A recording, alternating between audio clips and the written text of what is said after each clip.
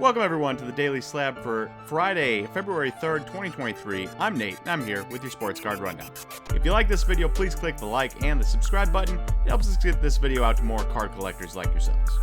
Alright, first up today, we've got our trender, and it's kind of a continuation of yesterday's talk about Sean Payton and the Broncos, but we're looking at Russell Wilson right now, and you can see his card on the screen here.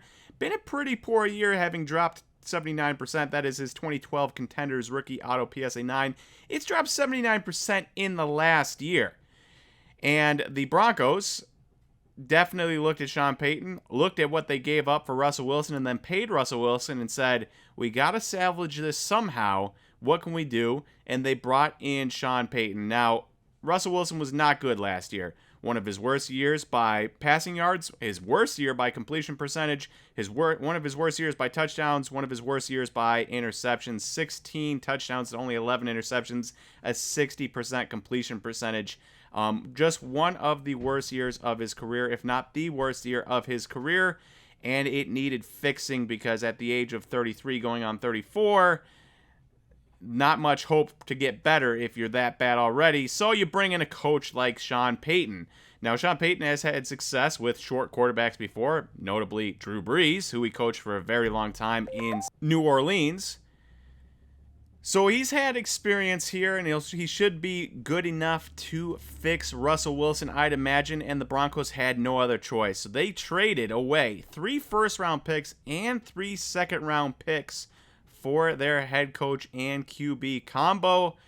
We're going to see if it works this next season. If it doesn't, they mortgage their entire future for Russell Wilson and Sean Payton. But if it does work, you look at this card that's dropped 79% in the last year and you say, a little bit of meat left on those bones to try to get off there. If he does well, the card price is going up. All right, for our IG post of the day, we've got Enzo Fernandez going from Benfica to Chelsea, which is a major move. Cost over $100 million US for the transfer fee, and we'll see if it works out for Chelsea. They've been spending like money doesn't even exist or matter. Just endless amounts of money being spent on these guys. We'll see if it works out, but it has worked out for the card community. He only has one pack pulled card, and it's from Deco, and you can see it here. It's up 37% in the last week, sitting at $21 at the time of this post being made, and I'm curious to see what happens to it, especially when other cards of him come out. It's likely going to go down, but as of right now, it's his only pack pulled card, and now he gets to play in the Premier League with one of the best teams on paper, if not actually one of the best teams in the Premier League. So I'll be curious to follow from afar. As an Arsenal fan, I of course want Chelsea to keep failing, but we shall see if all the money they spent pays off, but it is definitely paying off for the card market. I mean, a Deco base card selling for $21, the world has lost its mind. A 28-year-old two-time champion, former MVP, is on the move. This is our second IG post of the day, and yet you barely hear anything about it. But it is a major move, and it's Breanna Stewart leaving Seattle, where she won 2 championships, and heading to the New York Liberty to play with Sabrina Ionescu. Now, that's a major move and should make them the favorites to win the title this year. And while I don't follow along too much with WNBA, I'm always curious about card prices.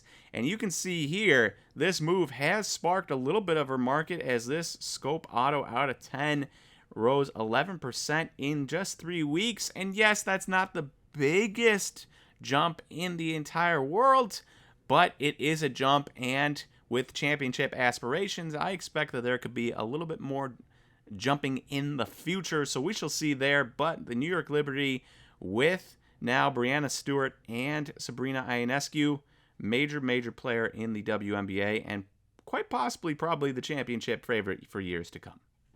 And lastly, what's happening? Well, we had a very successful week of breaks for Formula One, and we have more on deck next week. So if you are looking to get into Formula One breaks, look no further. We will have breaks next week, and the teams are already put into the shopping cart. So if you don't want to have to bid on auction for these teams and you want to get in on Haas or McLaren or Mercedes or Red Bull or any teams like that, you can go to the SlabStox Whatnot channel, and you can click on the streams and you can pre-buy your teams early, a new feature that they just released. So if you don't want to have to deal with the stress of having to bid on auction with other people, you can pre-buy there at the SlabStox Whatnot channel.